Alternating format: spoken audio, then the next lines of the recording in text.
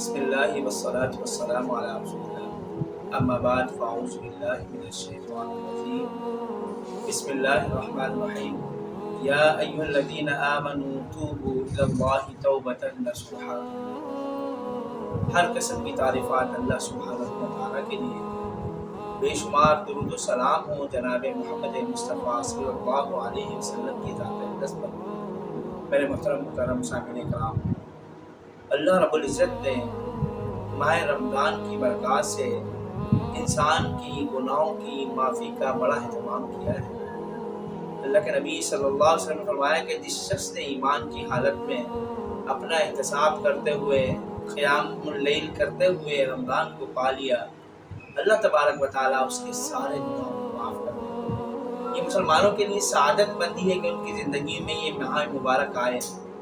اس سے بڑی سعادت یہ ہے کہ وہ اپنی زندگی کو ایمان کے مطابق گزاریں تاکہ اللہ تبارک و تعالیٰ کی اس خوشخبری میں شامل ہو جائیں جن کے متعلق آپ نے فرمایا ان کے سارے گناہ معاف۔ یقین جانیے انسان سے خطا ہونا کوئی بعید نہیں۔ اللہ کے نبی سے فرمایا کہ انسان سے خطا ہو جاتی ہے، لیکن بہترین خطا کار وہ ہے جو اپنی گناہ پر، اپنی خطا پر نادم ہو، پھر اس کے بعد وہ اس پر اللہ سے استغفار کرے، معافی مانگے۔ صحابہ کرام رضوان اللہ علیہم اجمعین کی زندگیوں میں ایک بڑی خوبی یہ بھی تھی کہ جب ان سے کوئی گناہ سرزد ہو جاتا، وہ فوراً اللہ کے نبی صلی اللہ علیہ وسلم کی خدمت میں حاضر ہو کر فرماتے، اللہ کے نبی مجھے ہمیں پاک کیجیے۔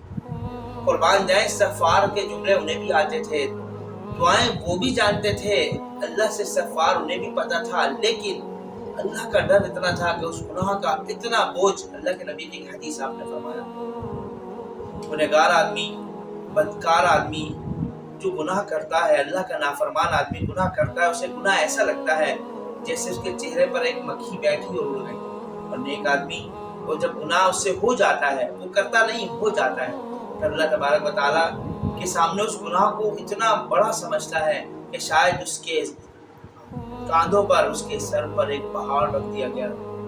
میرے محترم سامعین کرام، گناہ کو گناہ سمجھ کر اس سے توبہ مانگنا یہی مسلمانوں کا شیوا ہے۔ توبۃ نصوحا ایک ایسی توبہ کی طرف اشارہ ہے کہ ایک عبداللہ بن عمر رضی اللہ تعالیٰ عنہ اس کی تشریح فرماتے ہیں کہ ایک شخص اپنے جانور کا دودھ دھونے کے بعد، اسے برتن میں ڈال لینے کے بعد اس دودھ کو دوبارہ اس جانور کے تھنوں میں نہیں ڈال سکتا۔ اسی طرح ایک مومن آدمی جب اپنی زندگی میں گناہ پر استغفار کرتا ہے، پھر دوبارہ استغفار کا انداز یہ ہونا چاہیے کہ اللہ یا الہ العالمین میں اس گناہ کے قریب دوبارہ نہیں جاؤں گا۔ یہ ہماری زندگی میں اس کی برکات کیا ہے؟ اللہ تبارک و تعالیٰ جب ناراض ہو جاتے ہیں تو استغفار ہی زندگی میں کامیابی کی خوشخبری بنتے ہیں۔ قوم شعیب علیہ السلام کو جب میں پڑھتا ہوں، اور آپ تمام احباب کے علم میں بھی ہے، اللہ تبارک و تعالیٰ کی ناراضگی موڑ لے لی انہوں نے، اور پھر اس کے بعد ساری کی ساری قوم سے اللہ تبارک و تعالیٰ کے سامنے آ کر اپنے گناہوں پر نادم بھی ہوئی اور معافی بھی مانگی، تو اللہ نے عذاب کو ٹال دیا۔ یہ عذابات، یہ اللہ کی پکڑ، اس کی وجہ گناہ ہے۔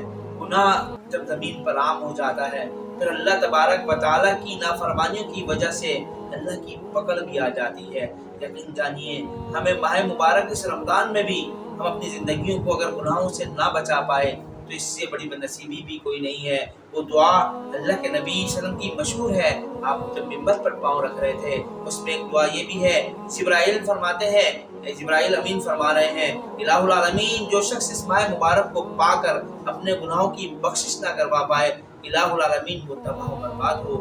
اس سے بڑی وعید کیا ہوگی؟